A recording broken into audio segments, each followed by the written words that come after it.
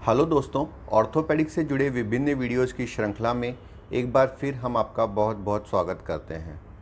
दोस्तों, काफ़ी दिनों से मैंने कोई अपना खुद का वीडियो नहीं बनाया था, बल्कि पेशेंट्स की वीडियो के माध्यम से ही मैं आपको इन्फॉर्मेशन देने का प्रयास कर रहा था और आप सब ने उन सभी वीडियोज़ को भी बहुत पसंद किया है।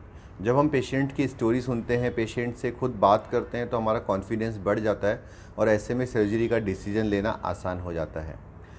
लेकिन आज संडे का टाइम था, तो मुझे लगा कि कोई इन्फॉर्मेशन वाला वीडियो आपके साथ शेयर करना चाहिए। काफ़ी दिनों से जो लोग मुझे क्वेश्चंस पूछ रहे थे, उसमें जो ज़्यादातर कॉमन क्वेश्चन था वो ये था कि लोगों को मिसगाइड कर दिया गया है कि जो बायो स्क्रू की टेक्निक है वो अच्छी टेक्निक नहीं है और स्क्रू डिज़ोल्व नहीं होता और इससे फ्यूचर में प्रॉब्लम आती है। और इस प्रकार से मिसगाइड करके महंगी टेक्निकों को प्रमोट किया जा रहा है, जिनके की जो रिजल्ट्स हैं वो भी अभी ढंग से उपलब्ध नहीं है, वो 1 से 2 साल पुरानी ही टेक्निक्स हैं। दोस्तों, बायो स्क्रू की टेक्निक एक ट्राई एंड टेस्टेड टेक्निक है। 20-25 सालों से लोगों के एसीएल में बायो स्क्रू का यूज़ किया जा रहा है और वो बहुत ही सफल रहा है। बड़े बड़े इंटरनेशनल प्लेयर, नेशनल बास्केटबॉल जो एनबीए है यूएस की, वो उनके प्लेयर्स, अमेरिका, जर्मनी, यूरोप के विभिन्न फ़ुटबॉल खेलने वाले देश, उनमें जो लोग फ़ुटबॉल खेलते हैं, जिन्हें बहुत ही ज़्यादा स्ट्रेंथ की ज़रूरत होती है, वो लोग भी बायो स्क्रू टेक्निक का ही उपयोग करते हैं। जो अदर टेक्निक्स, जो नई टेक्निक्स आई है, उनमें जो ग्राफ्ट होता है वो बहुत ही छोटा और कमज़ोर ग्राफ्ट लगाया जाता है और उसके अंदर जो रिजल्ट्स है वो इतने अच्छे नहीं आते हैं। तो सिर्फ ये देखने के लिए कि भाई आपको कॉस्मेटिकली चेहरा थोड़ा छोटा है, उसके लिए अगर आप ऐसी टेक्निक्स का उपयोग करते हैं तो आपको नुकसान हो सकता है। बायोस्क्रूज में जो टेक्निक में जो लोगों को दिक्कत आती है, वो ज़्यादातर इसलिए आती है क्योंकि लोग बायोस्क्रू पे आंख बंद करके भरोसा कर लेते हैं। जब भी आप बायोस्क्रू लगवाएं तो अपने डॉक्टर से उसकी कंपनी के बारे में अवश्य पता करें कि वो इम्पोर्टेड कंपनी है कि नहीं। दूसरा, ये भी पता करें कि क्या वो स्क्रू एचए है कि नहीं, क्योंकि जो पीएलए और जो पहले के ज़माने के पीक स्क्रूज आया करते थे, उनमें कई बार क्या होता है कि डिज़ोल्व होते वक्त प्रॉब्लम आती है, जिसकी वजह से कुछ लोगों को दिक्कत हो जाया करती थी। लेकिन हमारे यहाँ पर बायो स्क्रू एचए का यूज़ किया जाता है या बायो श्योर रीजन जॉब स्क्रू यूज़ किए जाते हैं, जो बहुत ही हाई क्वालिटी स्क्रूज़ होते हैं। उनको डिज़ोल्व होने की भी ज़रूरत नहीं होती, क्योंकि वो अपने आप ही कैल्शियम में चेंज हो जाते हैं। इसके अलावा डालते वक्त वो ग्राफ्ट को मिनिमम डैमेज करते हैं, जबकि टाइटेनियम स्क्रू के साथ कई बार ये चांस रहता है कि वो ग्राफ्ट को डैमेज कर सकता है। कई बार लोगों के साथ ये भी हुआ है कि उन्होंने बायो स्क्रू के नाम पे बिना उसकी कंपनी को जांच किए सिर्फ स्क्रू डलवा दिया और उनको बता दिया गया कि वो बायो स्क्रू था, लेकिन वो किसी अच्छी कंपनी का नहीं होने से उनको नुकसान हो सकता है। लेकिन इन सब चीज़ों को, कुछ अपवादों को छोड़ भी दिया जाए तो आज दुनिया में बायो स्क्रू की टेक्निक का कोई मुकाबला नहीं है। अगर आपको कोई ऐसा कहता है कि किसी और टेक्निक से 2 या 3 महीने में ही मैं भागने लग जाऊंगा, रनिंग करने लग जाऊंगा, तो ये एक तरह की मिसगाइडिंग है।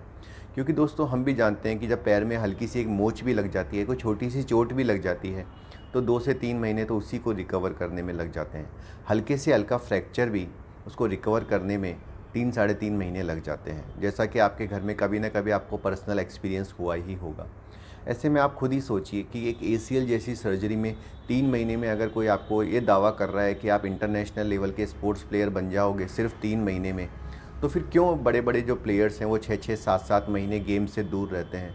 क्यों नहीं वो ऐसी जादुई टेक्निक करा लेते? तो इसका साफ मतलब ये है कि ये सिर्फ एक प्रोपागेंडा है और इसकी कोई सच्चाई से डायरेक्ट रिलेशन नहीं है।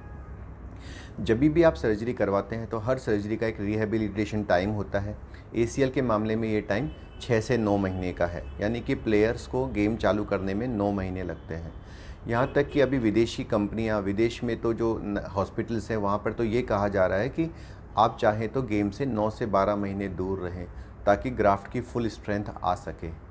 अगर आपको कोई ऐसा कहता है कि आम के पेड़ में 40 बाल्टी पानी डाल दो तो रात को ही आम उग जाएंगे, तो आप खुद सोच सकते हो कि इस विचार में कितनी सत्यता है। क्योंकि नेचर का हर चीज़ का एक नियम है, जो हीलिंग है उसको आप तेज़ नहीं कर सकते। ऐसा नहीं हो सकता कि आप अपनी टेक्निक चेंज कर देंगे तो जो हीलिंग 9 महीने में हो रही है वो 3 महीने में हो जाएगी। ये हो सकता है कि कुछ टाइम में आपका दर्द बंद रहे और आप जल्दी अपनी एक्टिविटीज़ पे लौटें, लेकिन अगर आपका ग्राफ्ट वीक है तो उसके दोबारा री रप्चर होने के चांस रहेंगे। तो एसीएल के रिहेबिलिटेशन में किसी प्रकार की जल्दीबाजी ना करें। ये एक तरह की खरगोश और कछुए की रेस है और इसमें हमेशा कछुए की जीत होगी। स्लो एंड स्टडी करें, जैसे जैसे आपके डॉक्टर्स बता रहे हैं उसी तरीके से कसरत करें। मेरे पास ऐसे ढेरों एक्सपीरियंस हैं जिनमें कि किसी ने जल्दीबाजी की कसरत करने में, डॉक्टर के बोलने से भी ज़्यादा गति से एक्सरसाइज करने की कोशिश की और अपने ग्राफ्ट को नुकसान पहुंचाया।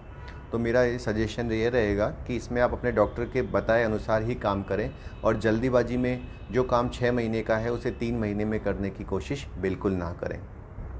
इसके अलावा भी अगर आपको ऑर्थोपेडिक्स में ACL के रिलेटेड कोई प्रॉब्लम है तो हमारे व्हाट्सएप ACL हेल्प प्रोग्राम को आप ज्वाइन कर सकते हैं और हमसे उसके बारे में राय ले सकते हैं।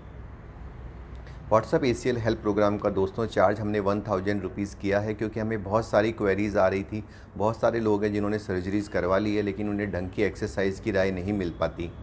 याद रखिए, अगर आपका ऑपरेशन सही नहीं भी हुआ है लेकिन अगर आपको एक्सरसाइज की सही राय मिलती है तो आप 100% रिजल्ट्स अचीव कर सकते हो। लेकिन अच्छे से अच्छा ऑपरेशन भी अगर ढंग से सर्जरी नहीं, ढंग से एक्सरसाइज नहीं की जाए तो नुकसान कर सकता है। तो मेरा सजेशन यही रहेगा कि अगर आप किसी वजह से एक्सरसाइज नहीं कर पा रहे तो हमारे व्हाट्सएप ACL हेल्प प्रोग्राम को ज्वाइन करें।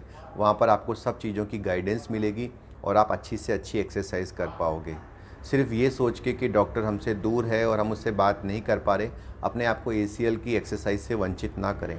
क्योंकि मैं दोबारा इस बात को दोहराना चाहूँगा कि कितना भी अच्छा ऑपरेशन हो, अगर आपने रिहेबिलिटेशन नहीं करी, कसरत नहीं करी तो उसके रिजल्ट्स अच्छे नहीं आएंगे।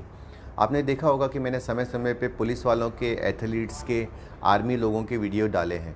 इस तरह के जो लोग होते हैं उनके अंदर ऑलरेडी एक्सरसाइज के प्रति एक अंदर मोटिवेशन रहता है और इनकी जो मसल्स मेमोरी होती है वो भी बहुत अच्छी होती है।